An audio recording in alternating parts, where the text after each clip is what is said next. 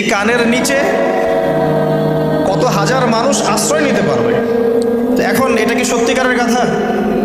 দাজ্জালের কানের কথা বলা হচ্ছে, এই কানটা কি সত্যিকারের কান? যার নিচে এমন কোনো গাধা কি আছে বড় কানওয়ালা যে আকাশে উঠতে পারে?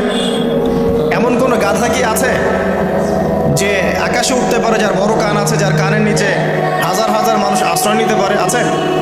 নাই। তাহলে নিঃসন্দেহে এটা বাস্তবিক গাধা বোঝানো হচ্ছে না, বোঝানো হচ্ছে এমন কোনো বাহন যেটা আকাশ ফ্লাই করতে পারে এবং এত অত্যাধুনিক হবে যার যার পাখার নিচেই হাজার মানুষ আশ্রয় নিতে পারবে। এয়ারক্রাফট হতে পারে, আল্লাহু আলাম। আচ্ছা, আলোচনা হয়তো অনেক হাই স্কেলে চলে যাচ্ছে, আমি একটু কমাই নিয়ে আসি। এক কথায় সংক্ষিপ্ত করে বোঝেন, দাজ্জাল পুরো বিশ্বটাকে রুল করবে, শাসন করবে। ঠিক আছে? কাদেরকে নিয়ে শাসন করবে? কাদেরকে নিয়ে? ইহুদিদেরকে নিয়ে। আচ্ছা,